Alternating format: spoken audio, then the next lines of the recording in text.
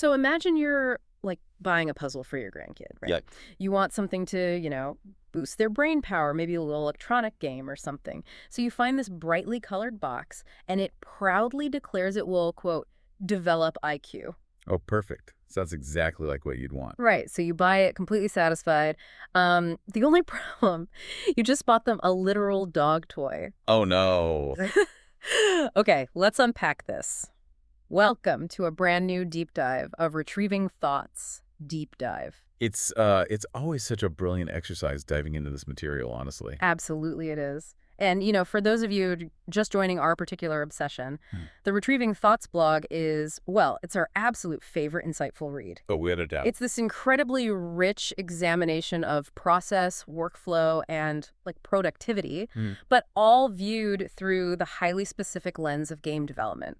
But the lessons are universal, right? Yeah, they really are. They apply to practically every single thing we do in the modern working world. Right, because it's that perfect intersection. Yeah, they managed to isolate these everyday workplace rituals that we all just um, blindly accept as normal, I guess.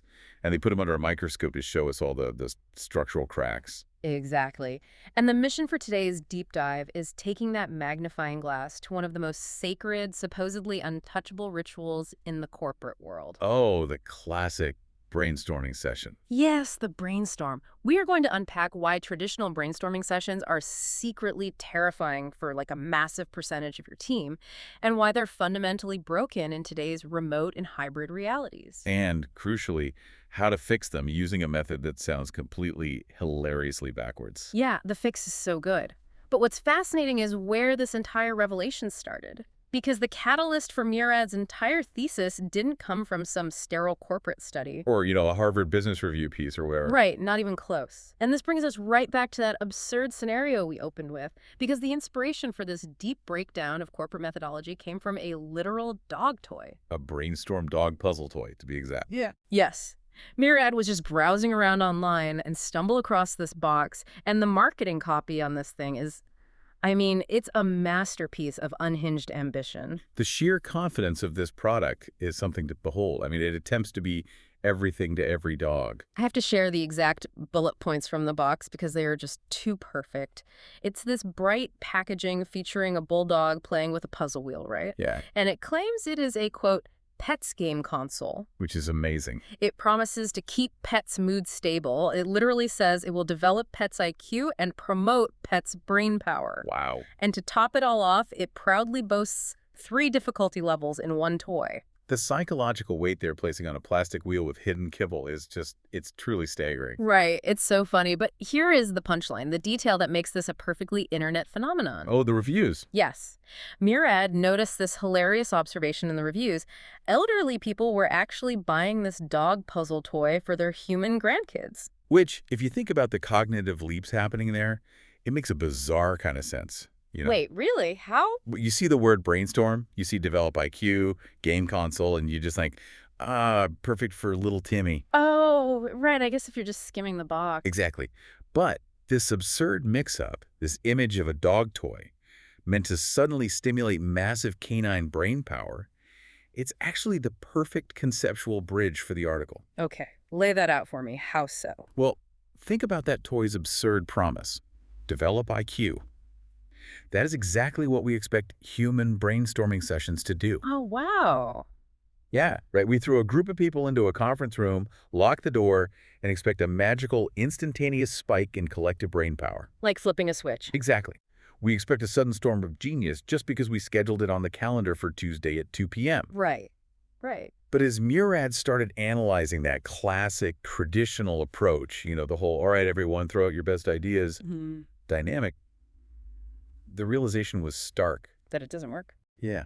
That approach doesn't boost collective IQ at all. It's actually deeply flawed. Okay, wait. I have to step in here. Because I am looking at this premise, and I have to passionately push back on this. Oh, really? Okay, let's hear it. Yeah, I am going to defend the traditional brainstorm here. Because you get people in a room, the markers are squeaking, the energy is rising, people are just lobbing ideas at a whiteboard. That is the ultimate engine for innovation. It's certainly a very popular image, yeah. Right, but it's a storm for a reason. It is supposed to be chaotic. The loudest voices in that room, the people jumping up and dominating the whiteboard, they aren't trying to be bullies. No, of course not. They are just the most passionate team members. They have the drive to push the project forward, you I know? can hear what you're saying, yeah. You need that friction. You need that volume to shake the best ideas loose. And if someone is sitting quietly in the corner, well, maybe they just don't have the right idea that day. That's how the creative crucible works, isn't it? Okay, I hear your defense, and I do understand the appeal. That image of the high-energy war room is deeply romanticized in our business culture. Because it works. Well, we love the idea of the creative crucible. But if we actually look at the underlying mechanics of what happens in that room, we have to dismantle that romantic image. Why? Because it creates an environment of severe anxiety. It fosters a massive, often paralyzing fear of judgment for most people. But isn't a little pressure just part of the process? I mean, diamonds from coal, right? Not if that pressure actively suppresses the exact creativity you were trying to harvest. Oh, I see. Yeah, in those traditional settings, the dynamic almost always devolves into just one or two dominant personalities driving the entire narrative. And everyone else just watches. Exactly. Everyone else is forced into a passive, compliant role. Are those loud voices actually offering the structurally best ideas?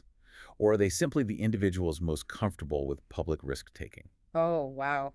That's a huge distinction. Right. You're filtering for extroversion, not innovation. Okay, yeah, that hits hard. Filtering for extroversion. It goes even deeper than personality types. Because the real breaking point for this traditional model is the hybrid work environment. Okay, let's talk about the hybrid reality, because that's where most of us are right now. Yeah, and your ad highlights a very personal experience with this in the article. Moving to Cyprus meant suddenly transitioning from the center of the physical office to being one of those remote team members. Oh, that's a tough shift. It really is. Half the team is physically together in a room, feeding off that tangible energy you just described. Right, the whiteboard energy. And the other half is reduced to faces on a screen. The dynamic completely fractures. I can see how that shifts the energy, sure. It's not the same. It doesn't just shift it. It breaks the model entirely. Think about the psychological micro-stresses of a hybrid call. Like what? Well, we aren't just talking about a screen being present. We are talking about the reality of audio lag. We are talking about the complete absence of eye contact, which is how humans naturally signal they are about to speak. Oh, man, it's that awful hesitation. You know, you draw a breath to speak, but the person in the physical room has already started their sentence, so you just mute yourself again. Precisely. Remote employees feel incredibly isolated in these setups. Yeah, you just give up after the third try. Exactly. They're significantly less likely to jump into a spontaneous, chaotic flow of ideas because the risk of interrupting, the awkwardness of the half-second delay, it creates a massive barrier to entry. So the loudest voices win by default. Right. So going back to your passionate, loud people in the physical room, they aren't necessarily driving the best innovation. They are just dominating the session because the physical environment caters entirely to them. It's rigged in their favor. It is. It leaves the quieter or remote members feeling completely locked out. Yeah. The imbalance isn't a lack of passion. It's built directly into the hybrid structure. Okay. Yeah, I'm putting myself in the listener's shoes right now, and you know exactly the feeling we were talking about here. It's universal. Sitting on a laggy video call, watching a tiny, grainy square of a conference room where 4 people are just yelling over each other, passing around pastries. Yes. Pastries. And you cannot get a single word in edgewise without feeling like you are trying to jump onto a moving train. It's exhausting. You're right. I concede the point entirely. In a hybrid game development setting, or really any hybrid corporate setting today, the traditional model is fundamentally broken. It really is. It actively silences great ideas simply because of the physical coordinates of the person holding the idea. It is a structural failure disguised as a lack of participation. So if the everyone throw out brilliant ideas model is a disaster for hybrid teams, the obvious question is, how do we actually fix the structure? Well, this brings us to the core solution, and it is brilliantly counterintuitive. Have you ever tried just flipping the objective? Flipping. Yeah, it's a technique called reverse brainstorming. Reverse brainstorming. Okay. Yes. Instead of gathering everyone and asking that highly pressured, anxiety-inducing question, how can we make our product better, you intentionally ask the exact opposite. Which is? You ask the room, how can we make this product worse? Okay, here's where it gets really interesting because there's a perfect visual analogy for this, an internet meme that captures the exact psychology of what we're talking about here. Oh, I love this example. It perfectly distills the mechanism. Right. It's the wrong answers only trend. Think of that specific image of Iron Man. He is in the full Mark III armor, hands up, repulsors glowing, looking incredibly intimidating. Classic energy. And the caption just says, "Name this character, wrong answers only." And the absolute best, most hilarious comment is just, "Metal Jesus." He even has the authentic handholds. It's just a fantastic example. And Right. while it is incredibly funny, the underlying mechanism of why that meme works is profoundly effective for corporate teams. So let's dig into that mechanism. Why does Metal Jesus unlock corporate productivity? Like, why does asking for the worst possible idea actually work? Well, if you break down the cognitive load of what is happening in a traditional brainstorm, it's a high-stakes environment. Lots of pressure. Tons of pressure. Everyone is terrified of offering a bad idea. There is a massive fear of looking foolish in front of leadership or their peers. Nobody wants to be the one who says the dumb thing. Exactly. But with reverse brainstorming, you completely eradicate that fear. Why? Because looking foolish is the explicit, mandated goal of the exercise. Yeah, that's brilliant. You literally cannot fail at having a bad idea. You have total permission to be absurd. Exactly. You are intentionally generating terrible, disastrous, completely ruinous ideas. And this instantly turns the immense pressure of a corporate meeting into a game. It totally changes the vibe. It lowers the bar to entry all the way to the floor. Yeah. You aren't constantly judging each other's intellect or viability. You are playing a collaborative game of who can break the product the fastest. And think about how that completely levels the playing field for the hybrid room. Yes, exactly. Because the person on the laggy video call in Cyprus doesn't need to find the absolute perfect, uninterrupted millisecond to drop a genius, fully formed strategy. No, not at all. They can just type in the chat window, "What if we made the game intentionally delete the player's hard drive every time they lose?" Precisely. The barrier to participation just vanishes. People are remarkably less shy when they are suggesting purposely disastrous ideas. That makes so much sense. And here is the truly vital insight. Once you have this massive, uninhibited, chaotic list of ways to make something terrible, it is surprisingly easy to reverse engineer those exact ideas into highly valuable solutions. Give me the logic there. How do we get from a wiped hard drive to a good feature? Okay, let's use a design example from the game dev world. Sure. So your terrible idea, let's make the user interface entirely invisible so the player has to guess what button does what. That sounds awful. Right, it's a terrible idea. But you look at that and you reverse engineer it to realize, this implies our current interface might actually be too cluttered and overwhelming. Oh, I see. The opposite of an invisible UI isn't a louder UI. It's an intuitive one. So we need to prioritize minimalist design and clear visual hierarchy. Wow. The terrible idea highlights the exact vector of the good idea, just pointing in the opposite direction. It's like finding the edges of the canvas by intentionally painting completely off the table. You never would have arrived at that clean, minimalist realization without the total freedom of the disastrous idea first. Exactly. You bypass the anxiety of invention by focusing on destruction. Okay, so we have the Metal Jesus cure, reverse brainstorming work, and this is but how do we actually deploy this without the whole thing devolving into just another broken meeting? That's the real challenge, isn't it? Right, because you still have the same loud people in the physical room and you still have the same quiet people on the screen. So what does this all mean for you listening? How do we build structural guardrails to keep this equitable? This is where we have to look at the practical application from the article. To maintain balance in these fraught hybrid environments, you need actionable structural rules to democratize the floor. And Murad lays out 4 specific tips. Okay, let's weave these together. Tip 1. If the core problem is that lingering fear of judgment, even with bad ideas, the most direct way to bypass that is to remove the source of the judgment entirely. Exactly. You remove the identity.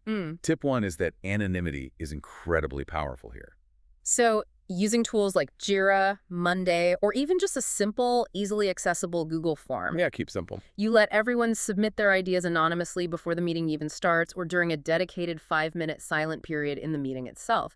And I love the funny little quirk of human nature that Murad points out about Oh, this. it's so true. It reveals exactly what the actual fear is. Right. They note that in almost every case, once an anonymous idea is put up on the shared board and the team starts debating it. And validating it. Yeah, and people start saying, wow, that's actually really smart. Who thought of that? The creator almost always immediately outs themselves. Every single time. They instantly chime in with, yeah, that's mine. Let me elaborate on my thought process. Because the fear was never about the quality of the idea itself. Yeah. You know, the fear was entirely about the initial reception. That's so interesting. Once the reception is proven safe by the group, the anonymity is no longer needed.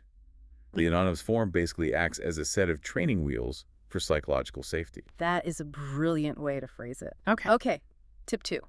Anonymity gets the quiet people to submit ideas. But what stops the passionate, loud guy in the physical conference room from just taking over the discussion of those ideas? How do we stop him from filibustering the reverse brainstorm? You introduce constraints. Specifically, tip 2 is time constraints. Time boxing. Like a shot clock in basketball. Very much so. Time boxing means aiming for shorter, strictly enforced bursts of idea sharing. You create a structured, non-negotiable window. Got it. Everyone knows they have a set time, say 2 minutes to chip in.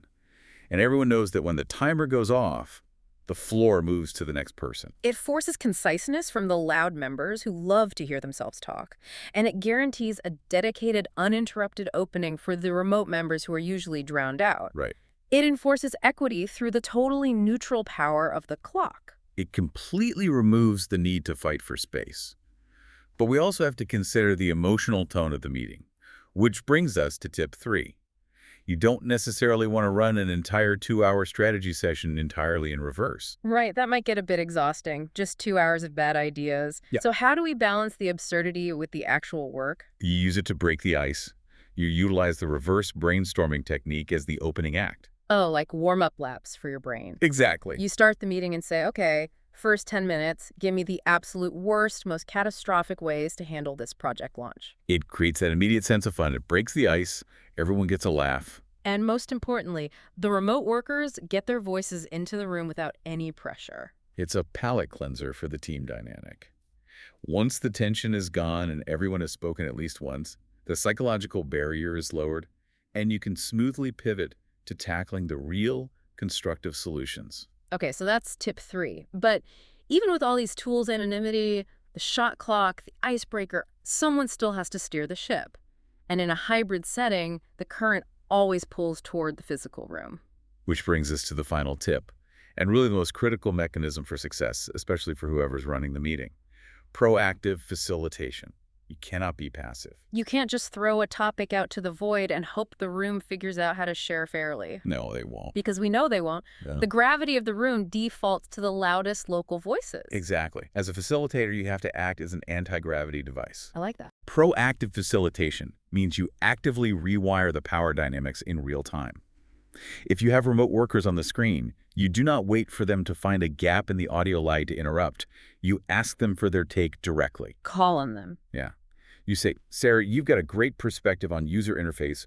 What's your absolute worst idea here? You explicitly transfer the power of the floor to them. You validate their presence in the room, even if they are thousands of miles away. Exactly. You make sure the structure of the meeting actively pulls them in, rather than expecting them to fight their way in through a grainy webcam feed. It is about taking total responsibility for the environment, not just managing the agenda. You are designing the space so the best ideas actually have the oxygen they need to survive. I love that. Taking responsibility for the environment. Look, if you want to dig deeper into these mechanics and read Murad's original insights for yourself, the link to the full Retrieving Thoughts article is right down in the description. I highly recommend spending some time with it. It is a genuinely transformative read for anyone managing a team today. And you know, if we were to distill all of these mechanisms down to our core takeaways for this deep dive. Let's hear it. First, recognize that traditional unstructured brainstorms often fail miserably in hybrid setups because they inherently reward physical proximity and extroversion while creating a paralyzing fear of judgment for everyone else. The traditional model is structurally unfair. Yes.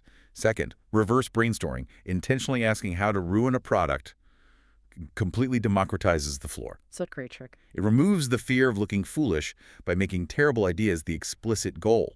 which then allows teams to safely reverse engineer brilliant solutions from that wreckage. Lowering the cognitive load to unlock creativity. Precisely.